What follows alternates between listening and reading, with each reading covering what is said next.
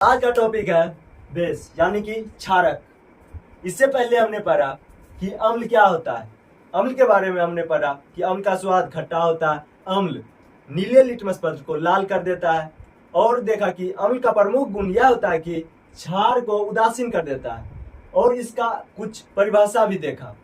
अम्ल का जो परिभाषा था विभिन्न वैज्ञानिक के द्वारा अलग अलग तरीके से दिया गया था। पहला वैज्ञानिक था आर्हेनियस। बोला था कि अम्ल वह पदार्थ है जो जल में घुलकर हाइड्रोजन आयन या हाइड्रोनियम आयन देता है, अम्ल कहलाता है। उसका एग्जाम्पल भी देखा था, HNO3, HCl, CH3, COOH, ये सब देखा। उसका दूसरा वैज्ञानिक अम्ल का परिभाषा दिया था ब्रॉन्स्टेड लॉरी। ब्रॉन्स्टेड लॉरी बोला था अम्ल वह पदार्थ है जो किसी दूसरे पदार्थ को प्रोटॉन दान करता है, मतलब H+ ही प्रोटॉन है, ठीक, प्रोटॉन दान करता है, अम्ल कहलाता है। उसका तीसरा वैज्ञानिक था लुईस। क्या था? लुईस बोला कि जो पदार्थ इलेक्ट्रॉन युग्म को ग्रहण करेगा वह लुईस अम्ल होगा। अम्ल के बारे में हमने पिछले वीडियो में देखा था, ठीक। आज का जो है टॉपिक है क्षारक यानी बेस। तो इसका जो होता है, ये क्षारक का गुण है कि क्षारक का स्वाद कड़वा होता है। उसके बाद क्षारक जो होता है, क्षारक अम्ल के प्रभाव को उदासीन कर देता है, मतलब अम्ल का जो है प्रभाव को क्या कर देता है? उदासीन। और क्षारक जो है लाल लिटमस पत्र को जो है नीला कर देता है, ठीक। और विभिन्न वैज्ञानिक के द्वारा क्षारक का भी परिभाषा विभिन्न तरीके से है। जैसे देखिए आर्हेनियस के अनुसार जो है परिभाषा, क्षारक वह पदार्थ है जो जल विलयन में हाइड्रोक्साइड आयन क्या देता है? हाइड्रोक्साइड आयन देता है जल विलयन में, क्षारक कहलाता है। कोई भी पदार्थ जो जल विलयन में हाइड्रोक्साइड आयन देगा, सभी क्या होंगे? क्षारक होंगे। जैसे देखिए NaOH, जैसे इसमें इसको जल में देंगे तो ये आयन में टूटेगा, जैसे Na+, उसके बाद OH-, मतलब कि हाइड्रोक्साइड आयन हुआ। और ये सोडियम आयन, दो आयन में टूटा, हाइड्रोक्साइड आयन, मतलब कि हाइड्रोक्साइड आयन यह बताता है कि यह पदार्थ क्षारक है। उसके बाद है KOH, ये K+, उसके बाद क्या होगा? OH-, हाइड्रोक्साइड आयन आया, मतलब ये क्या थे? क्षारक थे। जैसे अमोनियम हाइड्रोक्साइड, ये क्या है? Ammonium hydroxide. जैसे NH4 अमोनियम, जैसे देखिए NH4+, उसके बाद OH-, मतलब ये भी क्या थे? क्षारक थे। कैल्शियम हाइड्रोक्साइड, जैसे इसको आयन में तोड़ेंगे तो कैल्शियम पे +2, क्योंकि संयोजकता 2 होता है, मतलब ये 2 इलेक्ट्रॉन दान करके ये अस्थायी इलेक्ट्रॉनिक विन्यास को प्राप्त करता है। उसके बाद है मतलब OH2 है, 2 है, तो मतलब 2 हाइड्रोक्साइड आयन, ठीक। तो हाइड्रोक्साइड आयन यह बताता है कि ये क्षारक थे।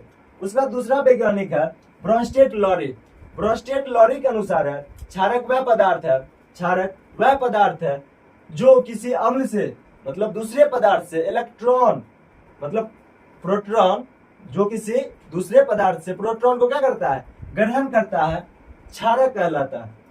मतलब हाइड्रोजन आयन को ग्रहण करेगा या प्रोटॉन को ग्रहण करेगा, वो क्या कहलाएंगे?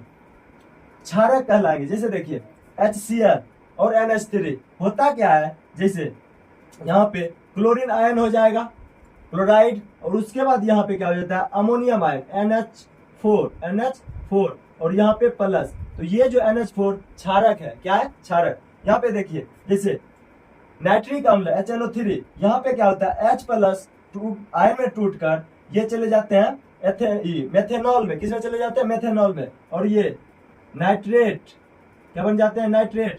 उसके बाद क्या होता है? यहाँ पे CH3OH, H2, और उसके बाद प्लस H2 और प्लस। उसके बाद है CH3COOH। जैसे ही इसको आयन में तोड़ेंगे होगा क्या? बन जाएगा एसीटेट। क्या बन जाएगा? CH3COO-, एसीटेट आयन हो गया। उसके बाद इधर हो जाता है हाइड्रोनियम आयन, क्या हो जाता है? H3O पर प्लस, हाइड्रोनियम आयन। उसके बाद क्या हुआ, HCl अम्ल है, जो H प्लस दान करेगा वो क्या होंगे, अम्ल।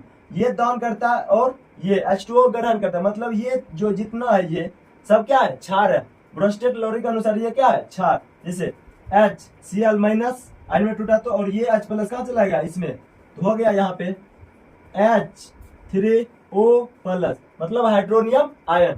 अगला वैज्ञानिक है लुईस। लुईस के अनुसार क्षारक वह पदार्थ है जो इलेक्ट्रॉन युग्म का त्याग करेगा, इलेक्ट्रॉन युग्म का त्याग करेगा। कोई भी पदार्थ जो इलेक्ट्रॉन युग्म देता है सभी लुईस क्षार कहलाते हैं। दूसरा परिभाषा है ऐसे अणु या आयन या मूलक जो रासायनिक अभिक्रिया में इलेक्ट्रॉन योगदान करके उपसहसंयोजिक बंधन इसे 3 प्रकार का होता है। एक होता है आयनिक बंधन, दूसरा होता है सहसंयोजी बंधन, तीसरा होता है उपसहसंयोजी बंधन। तो इसमें लुईस के अनुसार लुईस क्षार का जो परिभाषा है, कोई भी पदार्थ जो इलेक्ट्रॉन योगदान करके और उपसहसंयोजी बंध बनाता है लुईस क्षार कहलाता है। जैसे यहाँ देखिए NH3 ये अपना लॉन पेयर किसको दिया, BF3 को, और यहाँ पे उपसहसंयोजी बंध बना। इसका एग्जांपल अन्य है क्लोराइड आयन, H2O, ROH, मतलब R क्या है, एल्किल समूह, CH3, C2H5 ये सब है, और OH एल्कोहल, मतलब ये टोटल जो है लुईस क्षार है।